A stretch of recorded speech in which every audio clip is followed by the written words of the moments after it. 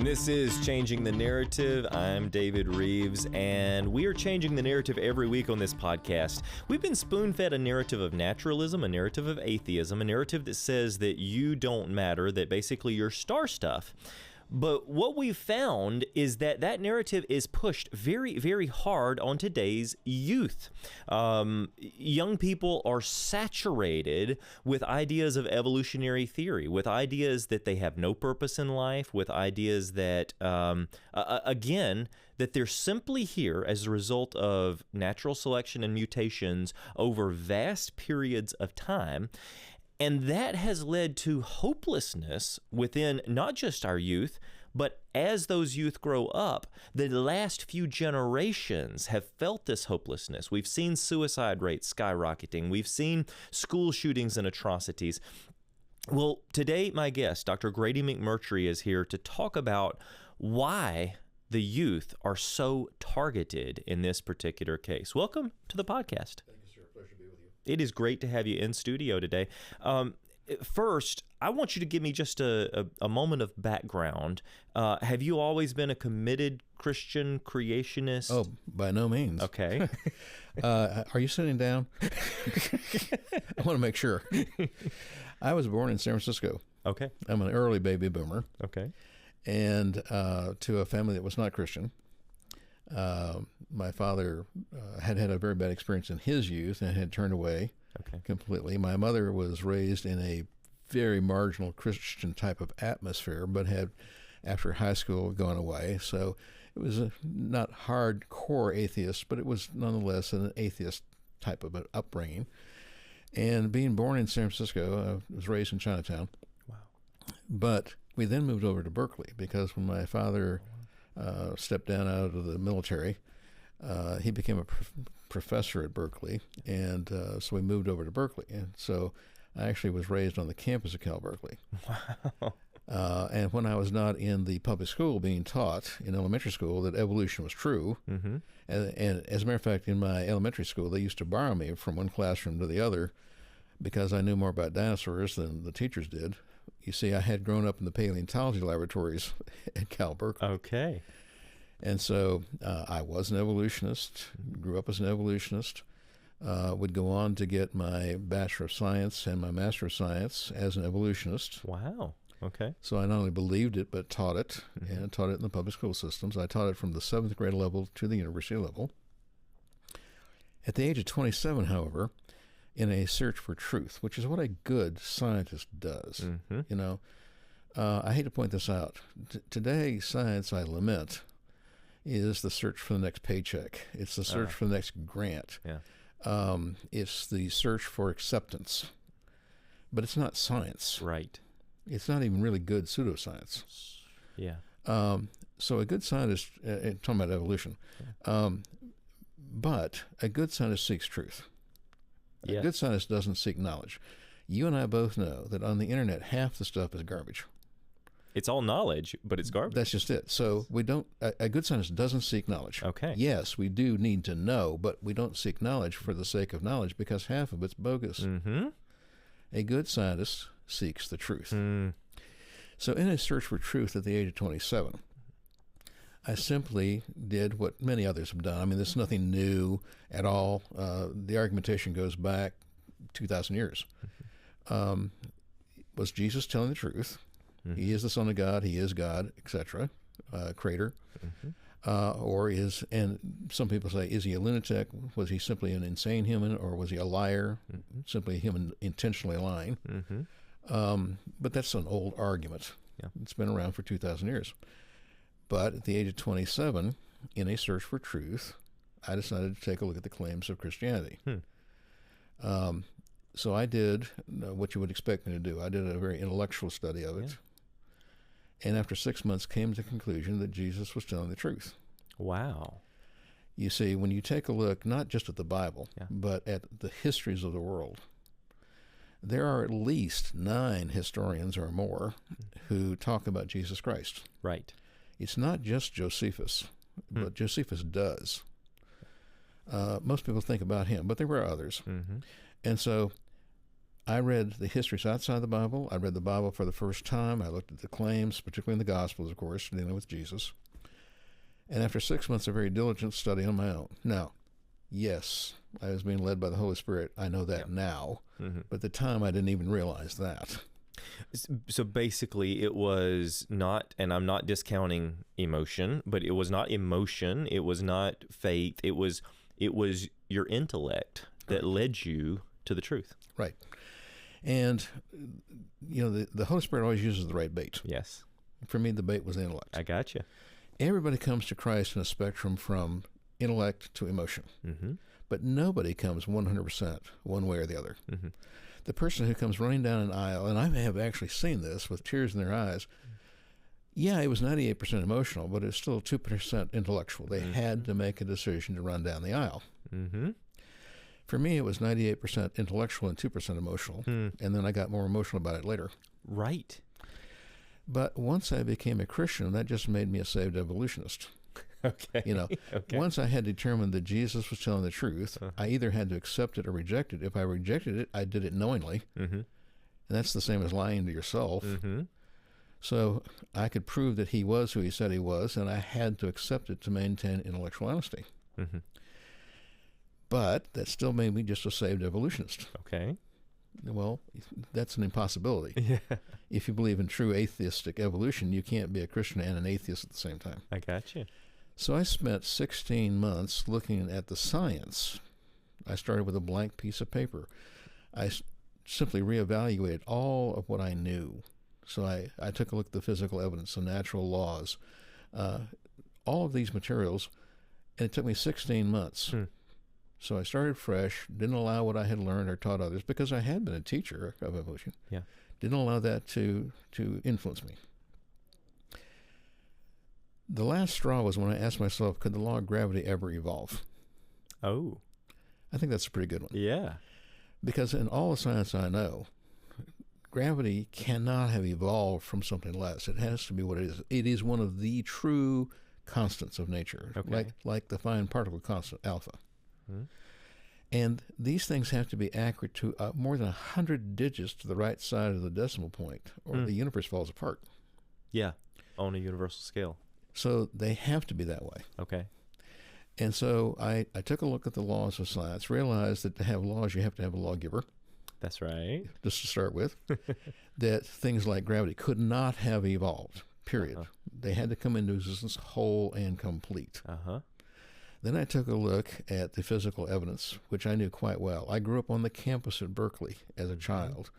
I went to secondary universities and became a teacher of evolution. So I knew the physical evidence quite well. But I reevaluated that. Okay. And so I had looked at law and then natural process, like photosynthesis. Yeah. It doesn't work unless it's whole and complete. It could not evolve. Right. And therefore, having looked at law, natural process, and the physical evidence, which I knew quite well, and realized there are no transitional forms found in the fossil record, everything is found whole and complete. We never find anything halfway one way to the other. I became not only a Christian, but I became a creationist, and one who believed 100% that it took 6 literal days, roughly 6,000 years ago, that the universe is not millions and billions of years old. That's what we call a fairy tale for adults. Okay? From that point, I had 2 choices. I could either get mad that I had been lied to my entire life, or I could get even. Okay. Well, you don't want to see me mad, so I got even. And I've been teaching on creation and the truth of that biblically and scientifically for 50 years now. Wow. This is my 50th year. Wow. And so I'm very passionate about it, as you can tell, because once you know the truth and you know the lie and you have my kind of background, then you want other people to know the truth. Now, what's going on today is exactly what happened with me. I'm a living example of this because evolutionists teach evolution not because it's good science, but because it is their religion. Okay. Now, technically, it's the religion of atheism. And you can throw the agnostics in there too, but they're somewhat of a different thing. But they believe it religiously, and they refuse to look at the supernatural. They refuse to take a look at anything that's not naturalistic, rationalistic, existential, And they believe that everything came about by random chance over, quote, millions and billions of supposed years. Okay. But there's no proof for them. Right. Of course, you and I know that the geochronometers, and today we now have roughly 450 that I know of, tell us that everything in the universe is young, that it's only 6,000 years old, exactly as the Bible says. The only geochronometers that can be debated, or they say might point to longer periods, is radiometric decay, right? But that has been so misinterpreted over the years. The honest evolutionist doesn't even believe that. Yeah. What happens is they themselves have disproven what are called the radiometric dating processes. The most common one, of course, carbon-14, right, known by most people, but rubidium, strontium, potassium, argon, uranium, lead, all of these supposed radioactive materials all start with 6 fatal flaws, and carbon-14 has 20. Okay. So if you start with 6 fatal flaws, or 20, you can't possibly get a reliable date. And anybody listening to this cast right now can think of the first one on their own. We only know the ending results. We don't know the beginning. Right. And so if you don't know what you had in the beginning and you only know what you got at the end, it's all assumption. Yeah. There's no way to get an accurate So whatever assumptions you make will give you whatever results you want. And so if you're trying to find something that fits your agenda, then of course you're going to assume something that will give you millions or billions. And that's why they apply the 6 assumptions, or the 20, to get the dates they want. But these are selected dates. You see, they'll get dates that differ from each other off the same sample. Yeah. And of course, we have some classic examples. As you know, we have media available through your organization as well as ours on this. And what they'll do is they'll take samples where you have, say, 2 different types of possibilities. Volcanic rock, dated with potassium argon, a piece of fossilized wood inside, dated with carbon-14. And they get vastly different dates for the same rock. And so what happens when they're dating a rock using only one method, then they use selected dates. They don't publish all of them. They take them when they want and throw the rest away. And so they deceive the public in that way. Now, again, I was raised as an evolutionist. I believed it. I taught it. I was deceived because I was only taught one side of the issue. Yeah. The Bible talks about this, you know. When you hear somebody's argument, it sounds great until you hear the opposing argument. You know, that's in the book of Proverbs. And every man sounds right until the other side is presented. And in the public school systems, we have allowed evolutionists to take them over. We have allowed them to teach only one side of the issue. We have allowed them to deceive students, and I grew up that way. I mean, I was deceived. Because in Berkeley, of course, I was only taught evolution, and as I pointed out, by the time I hit the 3rd grade, they were using me to teach other children evolution. Yes. So I'm a bit passionate about that as well. But when we take a look at the history of science, we find that creation scientists like myself are nothing new. We've been around for 400 years, going back to Elizabethan scientists, but creation scientists really go back to the Apostle Paul, in the New Testament as our head creation scientist, who argued in Romans chapter 1 that the invisible God is made aware to us through the things he's made. The argument by design, which is as good today as it was then. Which is an observational argument, right? An argument that talks about observational design. In other words, all you have to do is look around you and observe, and you will see the patterns of design that point to the Godhead itself. And for example, when you see a piano maker, a piano, you know there's a piano maker. When you see a chair, there's a chair maker. You see a building, as we're in right now, you know there was an architect, you know there was a contractor, you know there were laborers, etc., but you've never seen them. Right. So the invisible God has made known that the things he has made is an argument as good today as it was then. Evolutionists, of course, don't have that argument because they reject the argument by design and claim that everything is by random chance. Okay. Is that to look intellectual, they say we have to reject anything that appears supernatural? Well, they reject the supernatural because they don't want it to be true. Okay. It's a religion. I got you. Okay. It's a religion that has a God. The God is random chance. Yeah.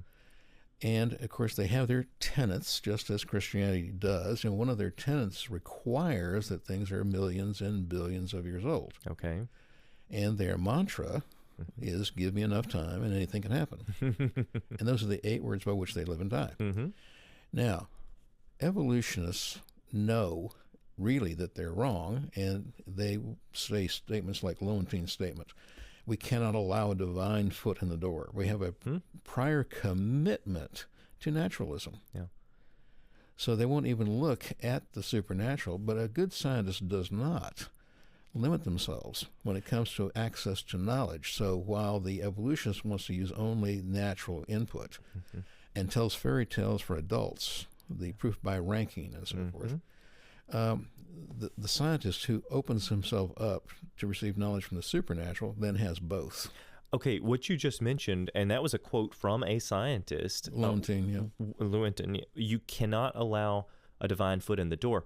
So what is this scientist doing? He's closing his mind off to any possibility other than his own belief system and saying, no, I'm not going to be open to pursue true science's calling and leading. What I'm going to do is I'm only going to pursue that which fits my religious agenda. It's a religious agenda, a commitment to atheism, which is a religion.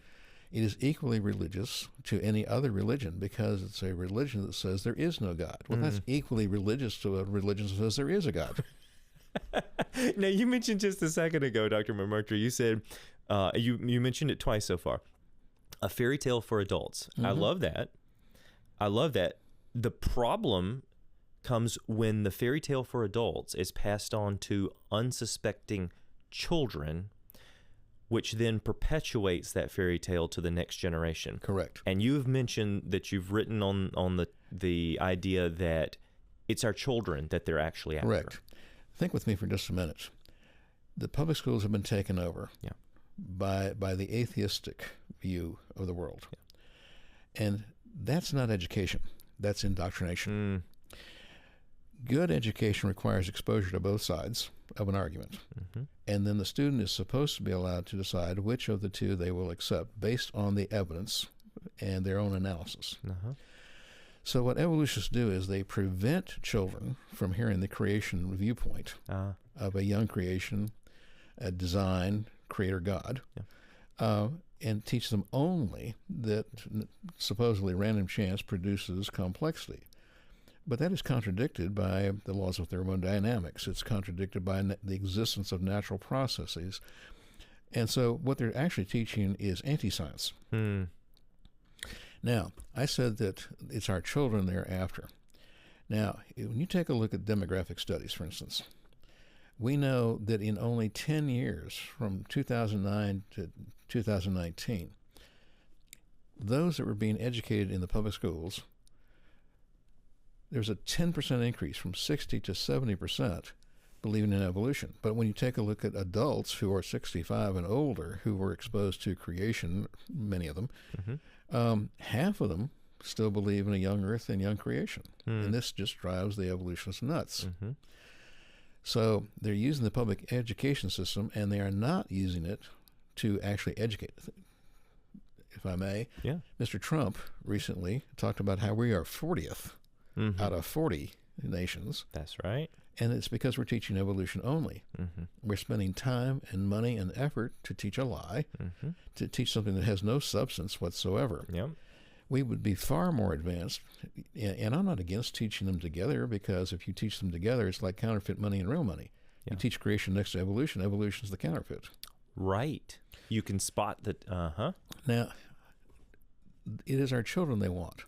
Because by the time that you're in your teenage years, you have already determined your worldview. It can be changed, but every year you're older, it takes more and more effort to do so. If I may, to that point. And it takes somebody incredibly intellectually honest with themselves, someone like yourself that was like, okay, I'm going to study this and look at facts versus the theories that have been taught. And I have an illustration of this. I think they're all pretty much familiar with World War II and a guy named Adolf Hitler. Yeah. Okay. Yeah. Now, he was a sold-out evolutionist. His book Mein Kampf, My Struggle, he believed in evolution because that's what he was taught in Germany as he was growing up, right? Yeah. And so he was a committed evolutionist. His whole concept of Nazi superiority was based on an evolutionary idea. And just before he died, he actually wrote that he must have missed the timing. And by that, what he said is it must be the time of the Slavs. That in the evolutionary process, that he thought the Germans were the superior Aryan race. But in losing the war, and even in his insanity, even in his sexual disease insanity, he did have a moment of clarity and said, I'm losing to the Slavs, therefore they must have evolved to be superior, and the Germans actually weren't. Oh, wow. But here's a quote from him, and I got this out so I could quote it absolutely correctly. Okay. An opponent came to him, and he said, quote, I will not come over to your side. And Hitler calmly said, quote, your child belongs to us already. What are you? You will pass on. Your descendants, however, will stand in the new camp. In a short time, they will know nothing else but this new community. He wanted to indoctrinate the children with evolution, and that's all he taught in the school, and that's what he had been taught in the German schools. And so that meant there was no God, there were no standards, no rules, no roles, no standards of conduct, and that the commitment to the Nazi Party was, in fact, religious, based on an evolutionary foundation. And so the older ones like myself, of course, I represent a change that I made at 27. Right. But the older people are, the harder they are to change. And what they want to do is they want to indoctrinate the children when they are young. Today, it isn't just in high school. It isn't just in junior high school. Today, it's in kindergarten. That they are already teaching them. I mean, think about it for a second. We, as Christian parents, are trying to raise Christian children, but send them to the public schools. You take them to church a couple hours a week, they've got them 40 hours a week plus homework. True. And it's indoctrination. They don't teach them both sides, which is good education. They teach them only one side, one viewpoint, one worldview. And it's biblical. If you teach a child the way they shall go, they will not soon depart as they get older. So it is a tremendous force of effort to get people to change after their teenage years in their worldview. So they're indoctrinating them in the evolutionary worldview because they want them to believe as they do in atheism. They want there to be no laws, no rules, no roles, no standards of conduct. If you want to do this activity or that activity, it's fine, because there's no lawgiver. Yes. There are no universal laws. And so I can do whatever, if it feels good, do it. If it doesn't hurt anybody else, it's okay. And today, even if it does hurt somebody else, it's still okay. So there's no absolute morality. In other words, it's situational ethics. It's situational ethics. Okay. But Hitler figured this out. Oh, yes. That it was all about the youth. So today, we're not trying to, you don't see the evolutionists, hardcore atheists trying to convince the older generation, oh, this is the way it is. They're like, no. All we have to do is teach their children. They're using the public school education, taxpayer money, to teach a religion called evolution. Now, according to law, that's not supposed to happen. And we would be so far ahead as a culture, as a society, if we only taught science. And I'm talking about real science. Real science. Teach the laws, teach the processes, teach the physical evidence. The instant you are telling the children where it came from, the question of origins, then you're dealing with religion. Right. And so we are paying all these bazillions of dollars and the teachers' unions to teach untruth, to teach the concepts of evolution, and they do it by using the classroom as a room for indoctrination, not education. And intimidation tactics. I've spoken to so many teachers who walk through the Wonder Center and they're like, this is so refreshing. And they say, we teach, high school or elementary science or whatever and all of that, and we try our best to avoid or to skirt the topic, but goodness, But they have to teach the test. Exactly. And so they have to teach them evolution, even if the teacher themselves knows it's not true. Yes. Because they have to teach to a test, to a standard, which is determined by the evolutionists. And so what we need to do is take over our public school system again, stop teaching origins, and start teaching science. Interesting. Because origins is inherently religious in nature. It's your interpretation of the evidence. Now, we can take the same fossil bones and make a, quote, argument for evolution by lining them up by size and shape, the proof by ranking, which proves nothing that one came from another. Or we can teach the truth. These are animals that did exist, but they didn't exist that long ago. Right. And in case you'd be interested, they happen to be mentioned in the Bible, too. Yes. But even if we just taught good science with no Bible at all, we'd be advanced. Even mentioning that they were mentioned in the Bible is a historical statement. That's because correct. you're pointing to an historical record. And today you can teach the Bible as history, yes, as an option in some systems. Yes. Interesting. Dr. McMurtry, I tell you, this is incredibly important that we understand, no matter who's listening right now, whether you're 10 years old, whether you're 30 years old and just learning about these things, whether you're 50 years old, doesn't matter. You have to understand who the target audience is for this evolutionary indoctrination, and you have to understand how to combat it if we really, really want to be effective. And Deuteronomy 6 says we're responsible for the education of our children, not the government. Absolutely. Dr. McMurtry, you're changing the narrative every day when you speak on these issues, when you explain these things in such simple terms. I want to thank you for being here on Changing the Narrative. My pleasure, and sir. Would love to have you back in the future. Thank you. And thank you for joining us. Again, we will see you next week. I'm David Rives, and until next time, keep looking up. Truly, the heavens declare the glory of God.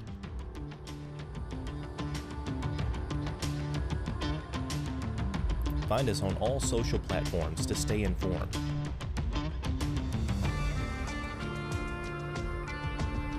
Watch Genesis Science Network 24/7 for free on Roku, Fire TV, and on our website.